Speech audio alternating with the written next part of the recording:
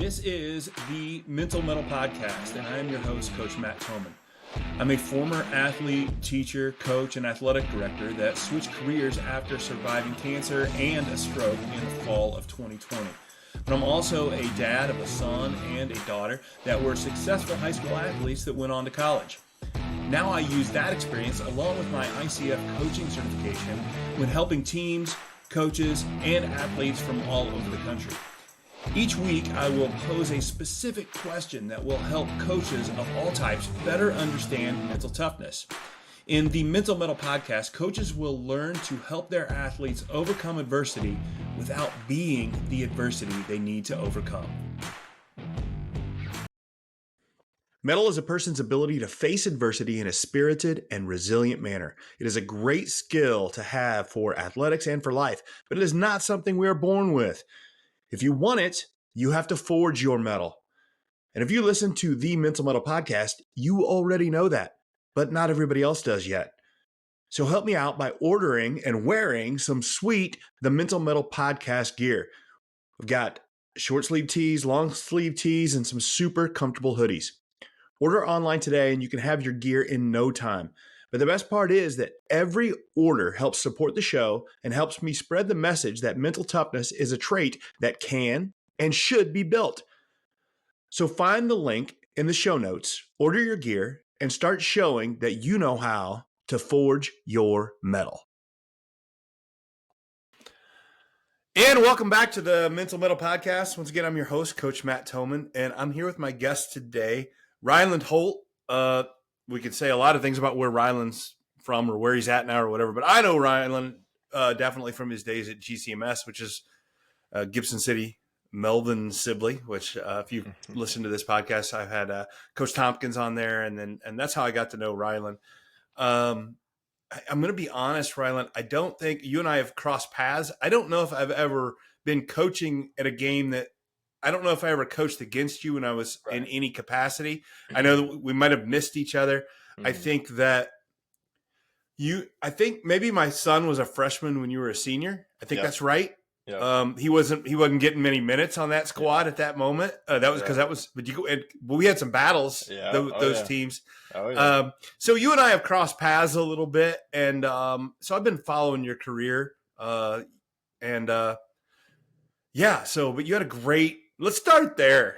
You had just an absolutely phenomenal career at GCMS from a couple different aspects. Tell me a little bit about that, and then I'll fill in the gaps what you miss. How about that? Sure. I mean, where do you want me to start? It was great. I always fall back to, I had a really good group of guys around me, so it made it easy for me to just kind of follow in their footsteps. I think most of them would say that too. It was the group that we had and the classes above and below us too. But yeah, it was a lot of fun. Looking back on my college careers, it kind of reminds me of that just because, the communities were so involved in it. A lot of my, the funnest moments was, having the community or being at the community events or walking through the line when we get back from the state championship with all the fans downtown, walking through the crowd of people. So things like that is what I remember from my high school career. But, of course, we won the two state championships for football. 2017, 2018, 2019 in basketball. We made the Final Four, ended up in third place for the 2A back then.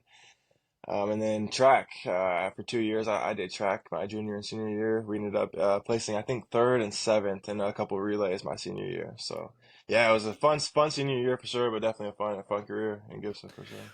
Another way to say that, and Coach Tompkins, he's the one who prefaced it like this. You're a three-sport athlete in high school. Your senior year, so you did football, basketball, and then track. Yep. And in all three, your senior year, you played on the last possible day of that season. Yeah, that's true. Yeah, I did. Yes. Not a lot of people get to do that. Right. I know, right? And missing basketball games because we're still playing football and missing track meets because we're still playing basketball. It's a nice problem to have for sure.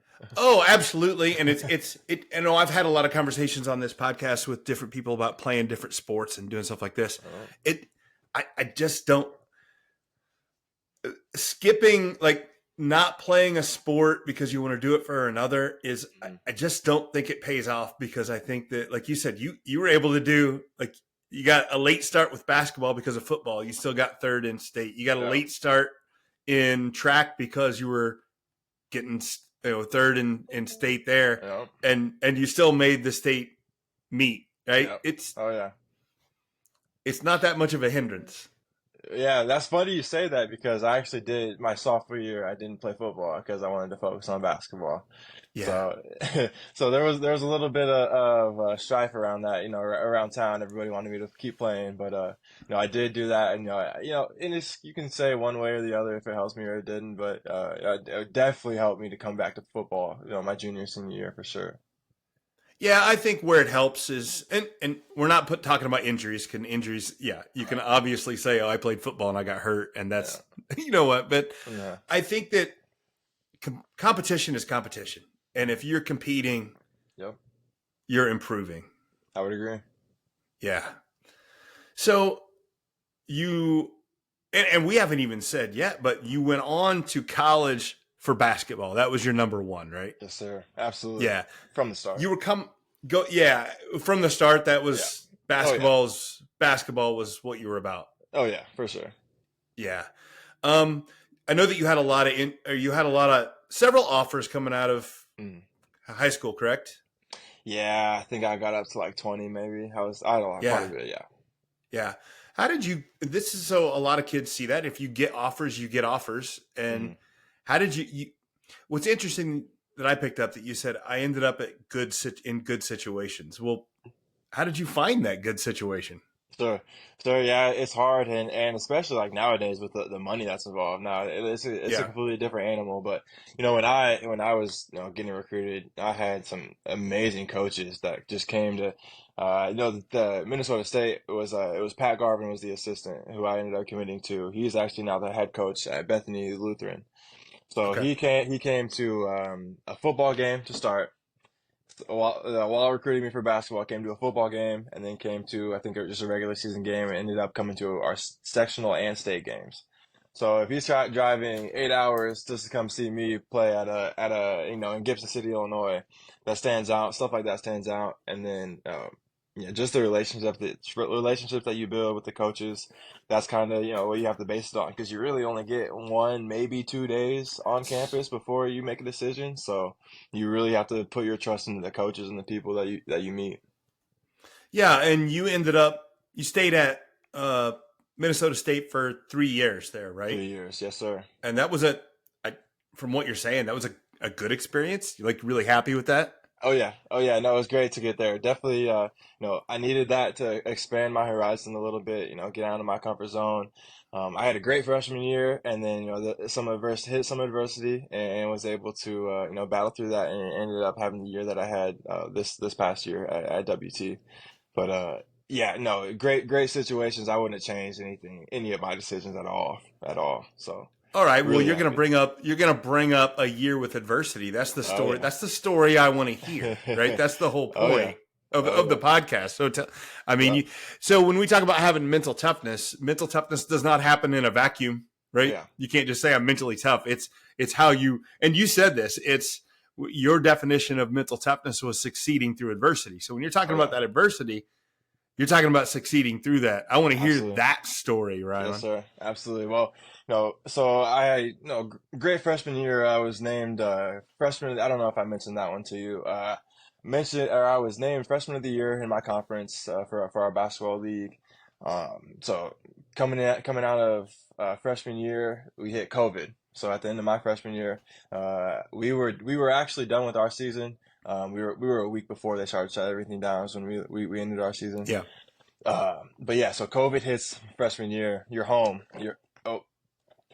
You're home for the whole summer when you expect to be at school training. So that's a big and it's a global pandemic that nobody's expecting. So that's adversity, and it's in of itself. You could probably make that its own podcast. But it's its own. I always like to say, it affected everybody's story just a little bit in a different way. Just because we all went through it doesn't mean it wasn't adversity, right? Right. Yeah. So yeah, go ahead. that's my freshman year. Sophomore year is pretty much all pandemic. You know, we don't play at all. We can't even get in the gym until like September or November of that year. Don't play a game until January 1st. So Hmm. January 1st, I think we ended up playing like 8 games that year as our whole season. No playoffs or anything. So it's just a weird year. Kind of take a step back from my freshman of the year, caliber year. So that's mentally challenging on a 19-year-old. That's going to be a tough deal too. Trying to live up to high standards for myself. And then junior year, there was a lot of things that happened. So it would have been the summer of 2021. I was actually getting close with my father, who I had not, seen much, met a lot, known well during my life. He was able to get out of prison, find a house. He's starting to make a life for himself, and he actually overdosed. I don't remember what it was, but he overdosed that summer, and it just kind of hit me. It was like you're just getting to know him, just getting kind of get over that that childhood trauma type of situation, and that stuff hits. So very hard summer for me mentally, being back here in actually, when that happened, I was in Minnesota, so I was away from family. I wasn't around anybody. I had to cope with that by myself.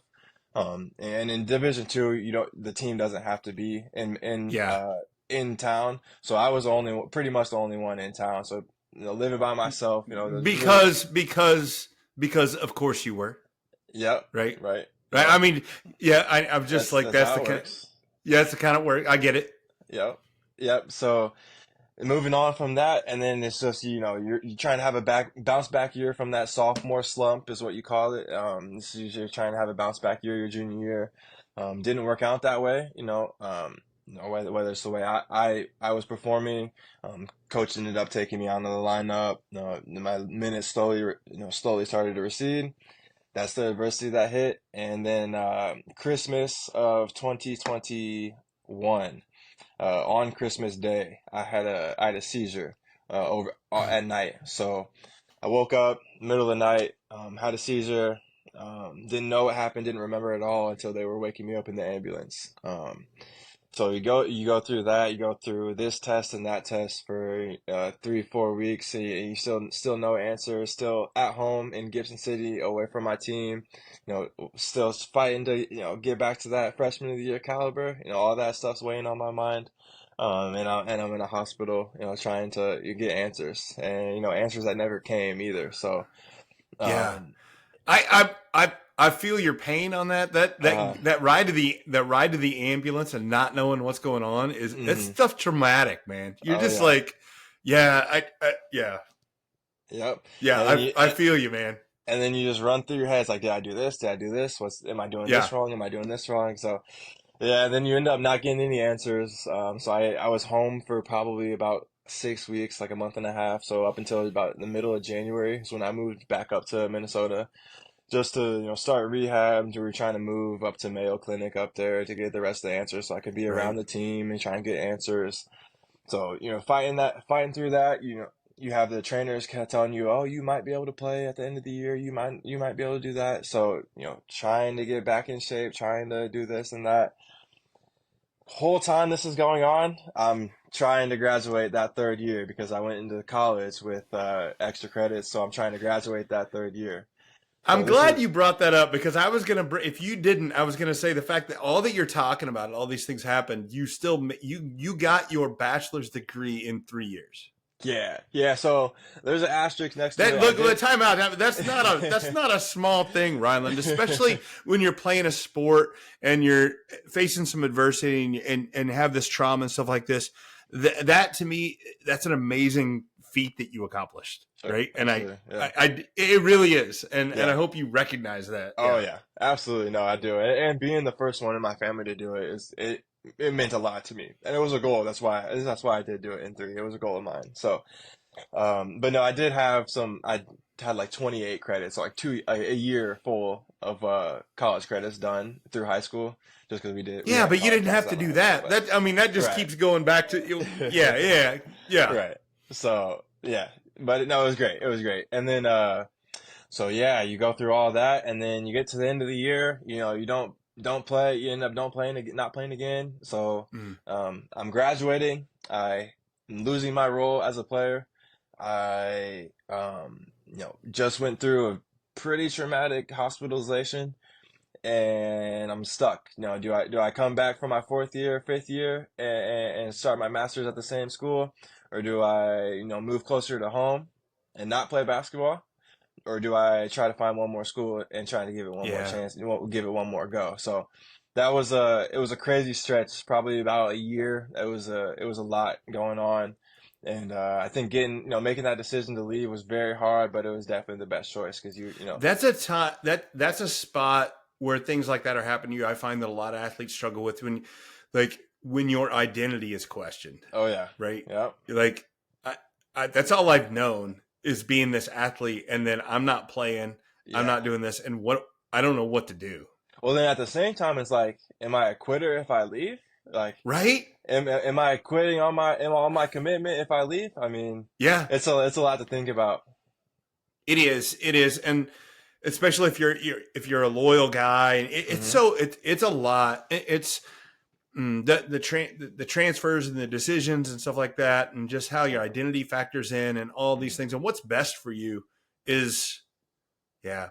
And then you worry about what others are think, right? And Oh yeah. that's a Oh hard. yeah. Yeah, But and you then made the decision, yeah. Mental Metal Coaching is driven by a passion for sharing knowledge and experience that will allow athletes and coaches to grow, play, and live in a positive way. We offer a range of coaching and professional development services. First and foremost, we offer individual mental coaching for athletes, and it's easily the most efficient and effective way to help athletes replace fear and anxiety with positivity and confidence. Mental Metal Coaching has helped middle school setters to high school lacrosse middies to D1 offensive linemen. If you have an athlete that needs to improve their mindset in athletics, mental coaching is the answer. We also offer team coaching, which uses the same concepts as individual mental coaching, but applies them in a group setting. Team bonding outings are great, but they do nothing to address the thoughts and feelings that can derail a team. Team coaching does address that, and it's a great option for helping your team grow. Finally, Mental Metal Coaching offers social, emotional learning, professional development programs for educators and coaches. There are self paced online programs, there are virtual coaching options, and even in person seminars available. This PD will help increase the mental health of your staff and eventually your student athletes and the culture of your school. All of the mental metal coaching programs have the same goal. Our mission is to help athletes and coaches develop a resilient and spirited mindset that will help them confidently face any obstacles or challenges they seek, regardless of their situation. If you would like to see the same in your athlete, your team, and your staff, contact Coach Thomann for more information. yeah, for sure. You made the decision to go where? West Texas A&M. So, you know, looking back, you can always, hindsight's always 2020. I don't regret any decision that I made, but being at West Texas A&M for 2 years just made me want to be there for five. It was a great decision to go there. They recruited me a little bit out of high school, but they were playing in the national championship, and I committed a little bit early. I think I committed at the end of February, and they were playing until the end of March. So Yeah. I committed before they really were able to offer me, back out straight out of high school. Um, so that was kind of they were very excited to see my name pop up, and I was excited to see them just because I knew the type of team that they had, the type of program that they had. So Yeah. And you went and played there 2 years? for 2 years, yep.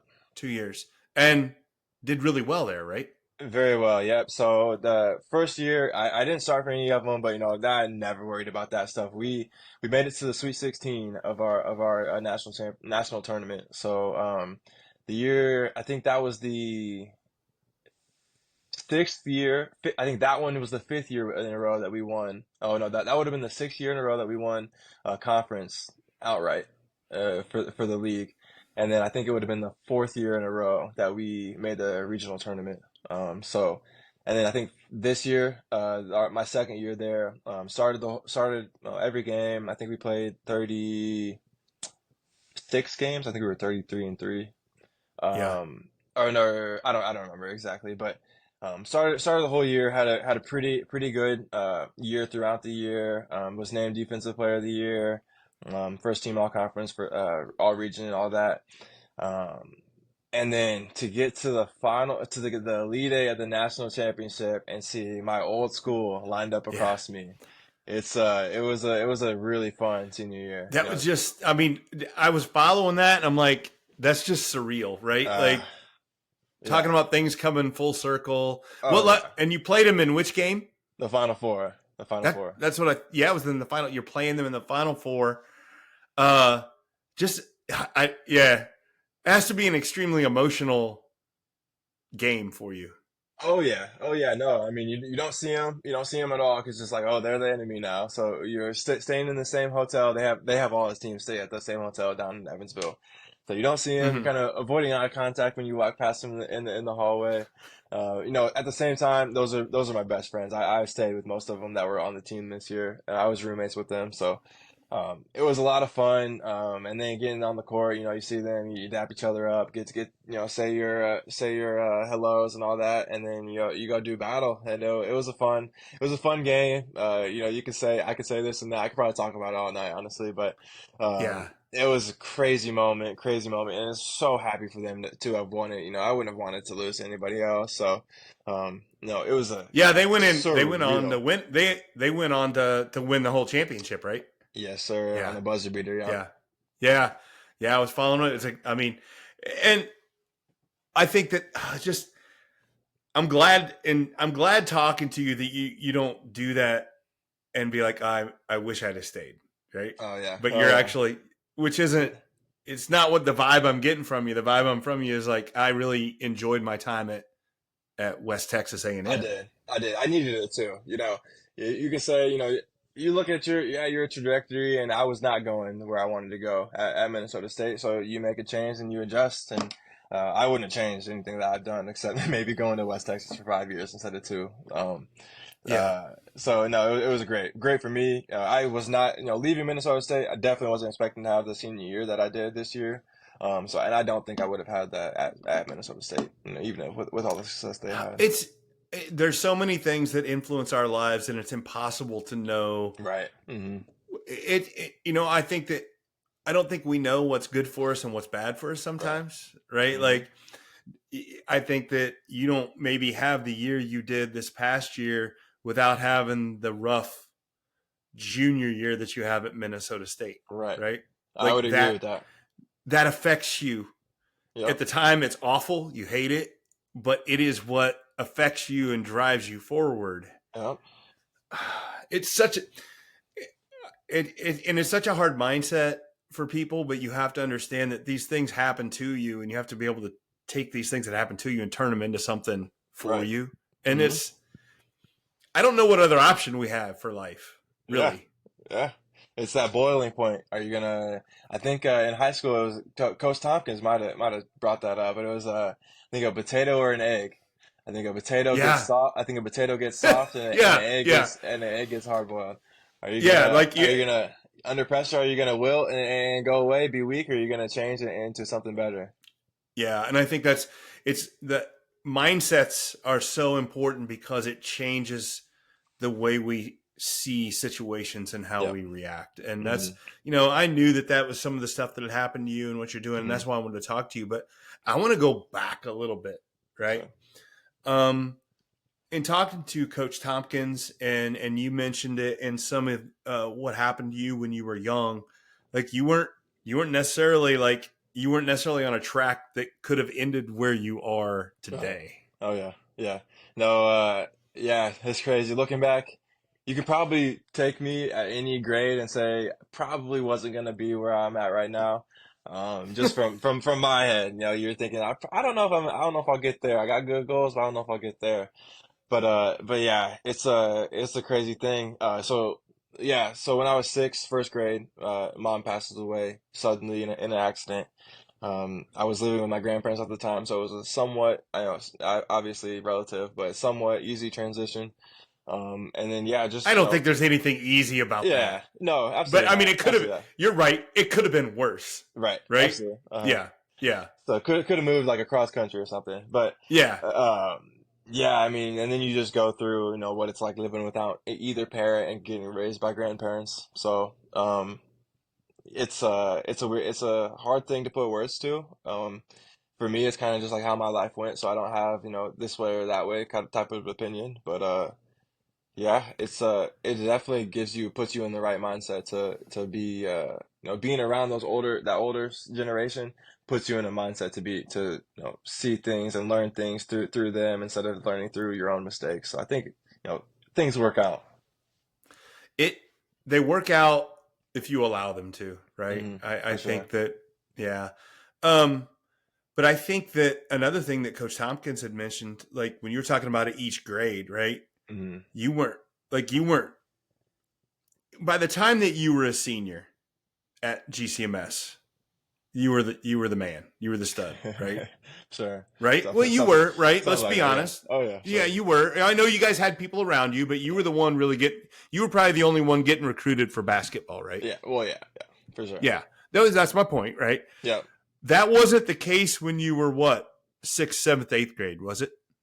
That wasn't the case my junior, sophomore, freshman, eighth grade. So that was my senior year. So yeah, it takes time, and yeah, going I mean all the way back sixth grade. Back then we had a sixth grade, seventh grade, and eighth grade team. Now we only have seventh and eighth grade, and I honestly probably would not have made the seventh grade team. So Yeah. no, it's interesting. It's good, and it's I'm lucky that I was brought up through the program that I was. Being able to have the coaches that I had, the players in front of me that were playing in front of me, I could see, what it takes before I was ready. From what it takes on the court, what it takes off the court, and the work that you have to put in, and the discipline that you have to have and love for the game, everything. But yeah, so seventh grade year, I really was not playing a lot. Put it plainly.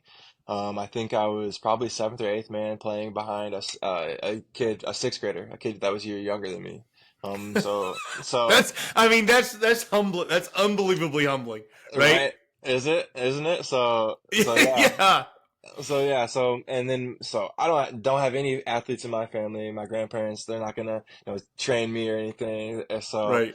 And then my grandma runs a daycare out of our house, and my grandpa works overnights, so he's sleeping during the day and working at night. So pretty much on my own. I took it, and Yeah. I took it into my own hands. Grandpa built a nice black top with a nice hoop, and I was out there probably 6, 7 hours a day, eighth grade and seventh grade summer, just shooting jump shots. I'd go to a coach workout and take everything I could and just put it in drills. I do that a couple times a summer, and then yeah, just it came to fruition. There was a eighth grade year you saw a little bit. I think I maybe moved up to sixth man. I was battling with that Maybe. younger kid. Yeah. But you see ripples of the work, and then yeah, it kind of takes off from there. Freshman year, I started AAU, really really bad program. It's not even a team anymore. I think the first program or first tournament that we did, our coach was late because he got pulled over or something. Like he was like arrested. Very very bad setup. Yeah. Yeah. Yeah. But you got to go through those, and then pretty good AAU team my sophomore year, and then junior year get with the team that I get all the recruiting stuff from. So Yeah. definitely it happened fast, but it was kind of right on time for me. I think just based on the work that I put in, and, waiting my turn, all that. So Yeah. Who did you end up playing with your AAU towards the end? Illinois Irish, so they're mid pro academy Okay, now. the mid pro. So So you playing with Gavin and yep, those yeah, guys? oh yeah, he was Yeah, I my mean, coach. and Gavin's a great role model too, and making Absolutely. sure like he won't let you slip by, and wants you to Right, put the work in. So right. another guy that I've had on the podcast. So I see where you get some of these Yeah. principles that you have with Oh yeah. Tompkins and Coach Sullivan, just in Yeah. some of those things. And all I got to say is, when did you hit your growth spurt? Because what are you 6'7"? I'm 6'6", 6'5", 6'6". Six. Okay, six. When did you hit your growth spurt? Uh, Probably like sophomore. I think I really only went from like 5'10" to 5'2", or 5'10" to 6'1", 6'2", and then I was like Yeah, an inch every year. I grew a little yeah, bit my freshman year of college, so that's when I yeah. got like that 6'5", 6'6". It's an give me give me a team of late bloomers every Oh yeah, time, yeah. right? I think that it's a message for the parents and the kids out there that are seeing themselves get beat at a junior high game. Uh-huh. It is, I'm telling you, it is the best thing for you if you let it be the best thing for you, Yes. right? Mm-hmm. It's I think it was one of the best things that happened to my son is he didn't grow until like a sophomore in high school. And it's the best Yeah. thing because you have to grind for Yeah. everything you do. It's a grind, right? Mm-hmm. And I would have I guess I wouldn't have guessed that with you, but I figured that was the case because, yeah, you just got, it builds that tenacity and grit that is Mm-hmm. that mental toughness. It's so useful. Yeah. Um, Yeah, I mean, yeah, fighting from behind is a unique position to be in, and when you can continually get over the hump and succeed, it builds a pretty hard mindset to break. Yeah, for sure. yeah. So let's fast forward. So you finally get into the starting role, and then we know everything that happened there. You had a great senior year. You had a great college experience, and fought through some stuff right there. And then so you got your bachelor's in 3 years. You got your MBA from West Texas. Yes, sir. Is that Yep. correct? Yes, sir. And if did I read correctly that you now like you just graduate? When did you graduate? In May, like May, May and now 10th. Yeah. you already own your own business. Yeah, yeah. So I'm a real estate agent. I'm licensed with Keller Williams. I got licensed. It'll be 2 years in August. So Oh, the so you year, did that? Yeah, you've been yeah. doing that for a while. Yeah, so the year that I moved to Texas, I when I got back home to Gibson, I joined the team here in town, and then that summer I just kind of studied, learned the business, all that, and then yeah, in August when I got down to school, I was like, I'm here for a month. I don't have anything to do, so I just took the test real quick. So I don't have anything to do, so I'll just become a real estate agent when I'm what 20? What were you 21, 22, something like yeah, that? I was probably like 22 or 21. Yeah, Yeah. it's all connected, man. Oh yeah. It's when you've got that again, you've got that drive to just get better and stuff. Oh yeah. It's just a great thing. So what's next, Ryland? No amount of athletic talent or physical ability can overcome a poor mindset. Anxiety, fear, and negativity will always diminish an athlete's abilities and limit their success. If you're not intentionally developing your child's mental toughness, then they are not reaching their full potential. Mental Mettle Coaching provides the individual drills needed to build the positive mindset necessary for success on the court and in life. Contact today to schedule a free coaching session and start building mental toughness in your athlete. You can't make chicken salad out of chicken feathers, or perhaps you've heard it or even said the other version. Regardless, good coaches should not blame a lack of success on the players they get to coach. It's a lame excuse, and I'm sorry if that ruffles your feathers. But it's your job as a coach to develop your players. If your athletes lack skill or mental toughness, it's your responsibility to develop it. But how do you make today's athlete tougher without risking breaking them? Well, Mental Mettle Coaching now offers professional development for coaches explaining how to do just that. The program is called Ember to Inferno, Building Mentally Tough Athletes. It teaches real tools and tangible methods that are proven to increase the mental health and toughness of athletes. The program is available as an in-person seminar or as virtual small group coaching. Don't wish for mentally tough athletes. Build them. Contact Mental Mettle Coaching today. Yeah, that is the question right now. Yeah. So I'm signed with the agent right now, a FIBA agent looking to play overseas next year in Europe. It's probably going to be Europe, based on what he said. So the way that works is you sign with the agent. The signing period is from May to September. You can get a call Mm-hmm. today. You can get a call September 30th. And then at that point you can sign, fly out in September. You can sign and fly out that day. So it's a crazy time right now. I have no idea where I'll end up. but I think I'm set up pretty well to have some type of opportunity. So Yeah, I'm looking forward to see how that goes for you. It is a whole nother world over there doing oh yeah. just the pro basketball. It's Mhm. yeah. I mean, I went over and saw my brother. He played 11 years of pro ball. And I went Nice. and I went and checked out we're walking through his locker room and stuff like that. His high school stuff was better. Right? Yeah. They're not Oh all yeah. like that. You know Oh what I yeah. mean? But Oh yeah. it runs the gamut between some of them are phenomenal, Oh yeah. but then some of them are it's like I mean, it's like playing at a high school. and it's on both ends of the spectrum for Both sure. ends, right? For sure. Yep. Yeah. And it's funny. You're gonna go do it because you love basketball and you want to do it. You got but you can also be a real estate agent, and that's Right. Oh phenomenal, yeah. right? Oh That's yeah. just I think that's really good. Again, when we're talking about your identity, having your identity be Hmm. somewhere else too as Right. well is really good for you. For sure. So if we all these stories and everything about that, I want to get like what have you learned about mentality and mental Yeah. toughness that are you able to like put some of these ideas into advice for others? Yeah, I try to. It's hard, even, so another thing, I stepped into, my a role as a coach this summer.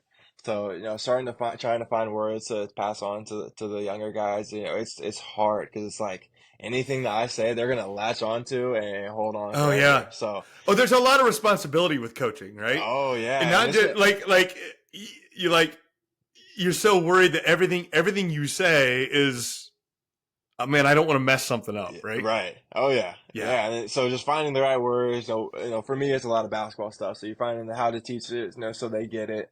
But yeah, the mental and adversity stuff, it's hard for me to say like, oh, I learned this, I learned that because it was my experiences, and it wasn't something that I like tried to be good at. You know what I mean? So, something I will say is you should never stop learning.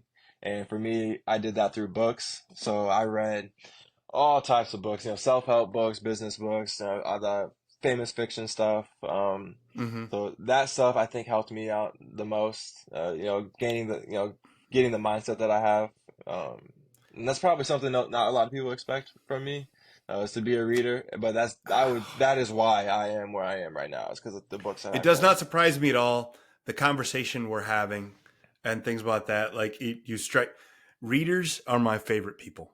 I Yeah. love I love talking to people that read and that always are seeking knowledge because Mm, it's one of my big values is yes. seeking knowledge and sharing knowledge. Yes. So I'm going to put you on the spot then. Give me some book recommendations. See, I knew you were Like gonna some of your ask. favorites. I knew you were gonna ask, so I have my bookshelf out here. I was like, I better go, refresh my memory. Yeah, I like Jocko Willick. He's a good one. David Goggins, his books. the extreme ownership with Yeah, Jocko. It's a good that one. that's a good one. We had to read that one in Minnesota. I think my freshman year. Yeah. That's a great one. I like what's Jordan's trainer's name? I'm blanking. Yeah. I know the Tim book. Grover. Tim Yep. Grover. Yep. Grover. Yeah. I He has a can't. couple. I'm. He has a couple good Yeah. He ones. has a couple. Yep. I like those three. Those three are probably my big ones. And then I like the fiction books too. So, What do you? So do I. What do you like in fiction? Invisible Man. Have you heard that I one? don't. Yeah. We No. I don't know The who old that. one. The I old one. think so. Oh yeah. Okay. Yeah. And then the things they carry was a good one too. Okay. Those were two of Yeah. my. No. I love reading all kinds of stuff. Mhm.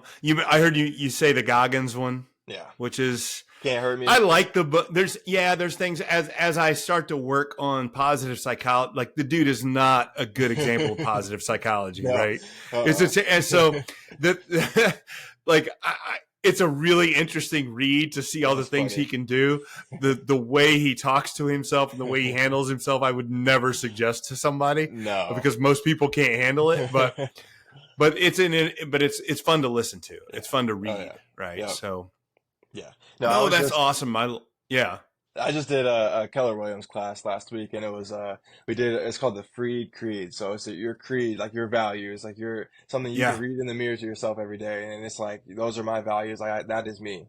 And they gave us an example of like a military type of dude, and then like a Yep. business person, and just the difference between them. It's just you have to find what works for you and what values are yours, and the way you can talk to yourself, and that mental podcast, the personal podcast is what we call it, that personal podcast, the voice in your head is it's a big factor in how you live your life. It's an extremely it's one of the main things that I talk when I talk with any athlete that I work in, and you have to be in, like, you are going to have that voice in your head, Yep. right? It is up to you to control it and put it in the right frame, Yep. and with the right values, with the right positivity. Right. Otherwise, it is gonna own you, Yep. right? Yeah, and it's hard too because I see kids shooting right now. Like, they'll be doing a shooting challenge, shooting for 5 minutes or something, and they're getting mad. They're like, every shot is missing. They're saying stuff under their breath in between shots. They're having their head down. It's like you can't do that. You're gonna miss. Like, it's easy to say, and then I'm still training. So Yeah. 30 minutes later, I'm shooting. I can't make one. I'm doing the same thing, and it's like it's easy to reflect now that you really gotta keep that stuff out of your head and be positive and encouraging for yourself. It really is. I think there's an old there's an old idea, and people still say it. I don't know how old it is, but it's the Goggins thing. It's the idea that I have to be my own worst critic, and I Uh, have to be pushing myself, and I have to by beating myself up. right. And honestly, it's just not true. Hmm. It's not. It isn't. It's not what's best for us, because we start to. Whenever I always talk about, whenever you have this negative voice, if you want to use your negative voice as a motivator, it has to do two things. One, it has to continually get louder, and it has to tell more and more lies, right? Hmm. And everybody knows that because we hear ourselves tell ourselves things that are just nowhere close to true, Right. right? Yep. You see, somebody like you, who's a really good basketball player, if you don't control that voice, it can say things like you're the worst basketball player ever, Oh yeah. like you're the worst teammate ever. You're the Yep. nowhere close to true, but we allow ourselves to do that. It becomes something that we think, and it affects every part of our body. And it's just, it has to be controlled. So I love hearing you say that. If you're worried at all about what kind of coach you'll be, if you're already thinking about stuff like that, man, you are on the right track. I'm Oh telling you. yeah, for sure, for sure. Another, good tidbit I picked up from that class that I was talking about. It's that critic versus coach. It's kind of that devil versus angel on your shoulder. Yep. Are you gonna have a critic in your mind, or you're gonna have a coach in your mind? When you make your mistakes, or you're gonna compound them, or you're gonna build on that and just focus on that, or you're gonna figure out get through the adversity, or you're gonna wilt, or you're gonna figure it out. Coach yourself through it, find a solution, and however way that might be, but you got to coach yourself through it. At the end of the day. Again, and it's all something that's easy to say. It's hard to do. It Oh takes yeah. it takes intentional practice to be able to. Oh yeah. If you are listening to the critic voice and you want to switch to the coach voice, one, you have to make that decision, but you have to put effort in. Yeah. And I don't think a Yeah. lot of people want to do that. Nope. Yeah, Nope. You gotta man, this is recognize. yeah. No, you gotta recognize it, and then you gotta name it, and then you gotta do all the work to correct it. So yeah, Yeah. it's easy to say, hard to do, just like everything Yeah, else. and we're talking about, and the thing is, whenever we can change that voice, it's going to feel really, really strange at Hmm. times. At Yep. first, it's going to feel fake at times. It's Yep. kind of, I Feels always fake. tell people, it's like, do you golf at all? A little bit. If A you little bit. so if somebody tries to tell you to change something in your swing, the first couple times you do it, it's like this Stupid. feels Yeah. really weird. Yeah. It's the same idea. If we try to change something in our voice or our mindset, it's not going to feel right. Right. But we know it. You have to get past that, Yep. right? You have to get past that, the Yep. awkwardness, and let it do its work. Let Yep. it do the magic. So, I agree. I agree. oh man, this is a phenomenal conversation. I love talking to you, Ryland. Man, last question I always ask everybody. Yes, What did sir. I not ask you that I should have? Ooh, man, that's hard. Uh, I mean, I don't know. We talked about high school, college, my business. I wasn't expecting to get, spoiled on the spot with my business. We got books. I don't know, man. I think that might be it. I think we did a pretty good job. I think we did pretty good. Yeah, yeah. Okay. Yeah, no, I think we're pretty good, man. So Sweet, sweet. That's I awesome. think All we did right. our job then. Yeah, I So had a great time. That's awesome. this is fantastic conversation, Ryland. I can't thank you enough for coming on. It's been great, and I can't wait. Hit me up, text me whenever you figure out where you're going, Yes, what's sir. next. I'm Yes, excited to sir. hear where you end up and what kind of food you're going to be eating. I know. I'm so excited. I just want to, figure out where I'm at so I can start looking up all the places to Yep. go, places I You need you to might have see. a language to learn. You realize that? Oh, I know. I know. I'm nervous. Yeah. My girlfriend's actually gonna be going with me, and she speaks Spanish and French, so I think You're I'll in be pretty good. covered. Pretty That's good shape, but you we'll never see. know. We'll see. There's probably end up Yeah, I mean regretting my when my say when my brother was your age, he took his first one where he ended up was in Denmark, and nobody speaks Danish. it. So Right. yeah, right. Right. So you just never know. You But never you've know. got the right attitudes. I have no doubt that it's going to work out well for you. I appreciate that. Thank you. All I'm right, excited about it. awesome. All right, thanks for coming on, Ryland. I appreciate it. Thank you so much for having me, man. I appreciate it. You bet. Mettle is a person's ability to face adversity in a spirited and resilient manner. It is a great skill to have for athletics and for life, but it is not something we are born with. If you want it, you have to forge your mettle. And if you listen to the Mental Mettle podcast, you already know that, but not everybody else does yet. So help me out by ordering and wearing some sweet The Mental Mettle podcast gear. We've got short sleeve tees, long sleeve tees, and some super comfortable hoodies. Order online today and you can have your gear in no time. But the best part is that every order helps support the show and helps me spread the message that mental toughness is a trait that can and should be built. So find the link in the show notes, order your gear, and start showing that you know how to forge your mettle. The mindset of a late bloomer. It is, I said it in the interview there, give me a team of late bloomers, give me a kid that was a late bloomer, and I will take that all the time because a lot of kids don't come out of that late bloomer stage. They don't ever bloom, right? They don't ever get that opportunity. They don't have the mindset to do it, to get past it, and they can't get over those struggles early on. Let me recap because there was a lot in that episode, and we didn't tell it chronologically, and I think it. I'm going to break it down chronologically here when we're talking about Ryland Holt. So Ryland loses his mom when he's 6. She died in an automobile accident while his dad was in prison. Went to live with his grandparents. That's a couple things right there that can put a kid behind. He was at GCMS, which is not a big school. We're talking about a school that might be 250 kids. It's a small school. So when we talk about him as a 7th grader, was the 8th man on a 7th grade team, and he was playing behind a 6th grader, it wasn't like it was this big school, this big team. It was like I didn't ever see Ryland at that point, but he could not have been phenomenal. He couldn't have been that good at all if these things were happening. And I talked to Coach Tompkins, his high school coach, and he reiterated, he let me know that was the case. So right there, you've got a kid that could have packed it in and not worried about it, because a lot of people really worry about that 7th grade, 8th grade, and they put a lot of stock into it. They put stock in it in both sides. They talk about how the kid is doing, and you hear this all the time. People are like, "Oh, we've got this 8th grade team, and if they all stick together, and if they do this," and I mean, anytime you hear that, look back, check in on them in 4 years, and see how they're doing. It happens some, but more often than not, it fizzles out and it doesn't become what we think it's going to be. I used to be a junior high administrator, athletic director, and I would always tell my coaches, and this is something I still believe, is that junior high state championships are won by the team with the most mustaches.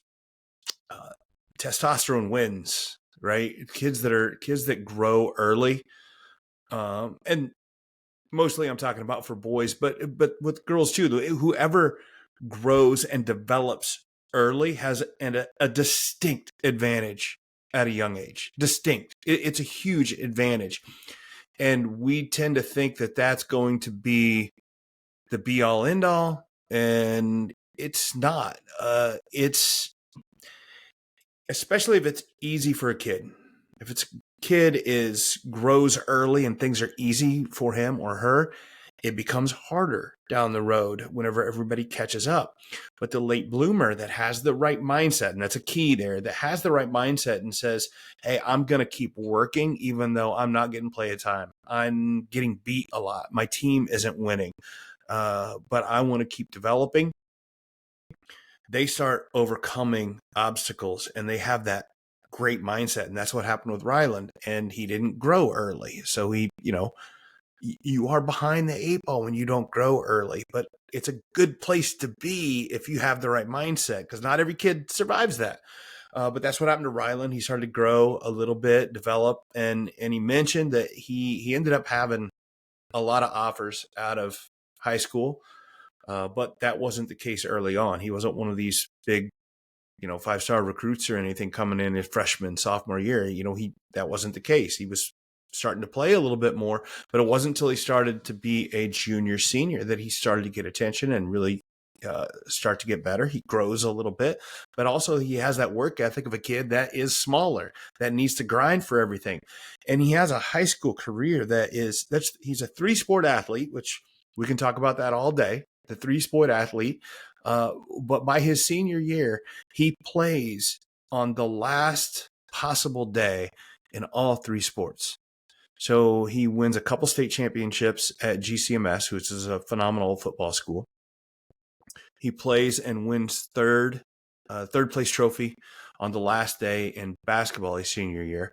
And he's in a couple relays at the state track meet. From a kid, a state caliber athlete in 3 sports, from a kid that never barely got to play when he was a 6th, 7th, 8th grader. It's a huge change, and it can happen in 4 years. Again, growth spurts matter. I'm not saying they don't. Genetics matter. All that matters, but you have to have the mindset to go with it. And he takes that and he heads off to Minnesota State, a really, really good Division II school. And he starts off doing really well there. He plays a really good freshman year, and then we have COVID, and we could that's a whole nother, things we could dive into, but it's adversity for everybody. But then his junior year, after having a good year his freshman year, he comes back into it, and he has this, this unfortunate events that just pile up, and he finally his dad gets out of prison. He finally gets to know his dad. Then his dad overdoses and dies, and then he loses his starting spot. And he's not playing all that well, not getting to play as much. And then Christmas Day, his junior year, he has an unexplained seizure, and it keeps him out for the rest of the year. Luckily, he's got the late bloomer mentality that, okay, these are bad things that are happening to me, and these are things that I didn't want to have happen. That wasn't part of my plan, but they're happening. And he is able to take that mentality and take these things that are happening to him and turn it into things that are happening for him, and look for a different situation and finding out what's going to work best for him. And he moves on. He plays another Division II school, Texas A&M, and has 2 years there that are phenomenal. Ends up being a starter, ends up being a defensive player of the year for the region, and making the Final Four. That is it's a roller coaster, but so is life. So it's a great analogy of why these mindsets are so important. And I think that when we talk about resiliency, and Ryland is a great example of being resilient at different ages, different levels, and just keep fighting and keep working. When we talk about resiliency, yes, it's a skill you can develop. It's you get better. Ominously, the more adversity you have, the better you have the opportunity to get resiliency. But you have to understand that all resiliency has to start with a mindset, a decision that I am going to be resilient. My one of my favorite things to say is I like to say you have to take things that happen to you and turn it into things that happen for you. And that is hard because we are talking about things that we say happen to us can be really awful. Ryland has lost both parents. He lost, he was, and you can laugh about a kid not getting to play at 7th grade, but if you're laughing, that's because you haven't had a kid who's not getting to play at that age. It is a lot, right? The kids want to play a sport, and if they're not going to play, it feels like the end of the world to them for that age, and for some parents, it feels that way as well. But then he's also losing a starting spot on a college team after he's already been playing. And again, lost his father at that age or at that time, and then he had a seizure, and his health is in question, and all these things that are happening to him, and it's easy to just say, I'm done. I'm done. And he could have been done and been something else because he's fine, but he decided he wasn't done. He wanted to keep working. So he did that. But before you are able to do that, you have to have that decision and say, I'm going to take these negative things are happening as be a springboard for what I need or something to move me forward, and do that in such a positive way. And that is hard. But it is, and that's the point I'm trying to make, but it is a decision you have to make before the resiliency can happen, before the grit can be created. You have to make a decision that you are going to do these things. You don't fall backwards into resiliency. You don't accidentally develop grit. Like, you have to decide these things. And I think that Ryland got the opportunity to do that at a very young age. And he started to make those decisions early, and that has just fostered and become, made him the man he is. And it is just a very impressive guy, man, whatever, makes him a very impressive individual, to get his bachelor's in 3 years and then his MBA in 2 more and become out of college already being a licensed real estate agent. The kid's going to be fine if he doesn't end up playing basketball, and I think he will. He's got other options. It's not his only identity. And while you also have to have that mindset, and he has that mindset, you have to foster that mindset and find ways to believe this and understand things about yourself. And he's talking about all the reading he does and taking these classes and understanding his values and controlling his inner voice. These are huge things. These are fantastic. And it's very impressive from this young man, the way he's doing things, the way he's moving forward. And I contend that it all started with him being a late bloomer. Now, not everybody can be a late bloomer, but I think that you have to find ways at an early age to put them in difficult situations. It doesn't, some kids are going to grow early, and that's an advantage. But I think you got to be pushing kids and have them find ways that they're going to struggle and need to get better, and then tell them that that's okay, that they need to develop, and that it's going to be a struggle, and that's okay. So use that to get better. And that's the mindset of a late bloomer that I think we should all have at some point. And we should do it as adults.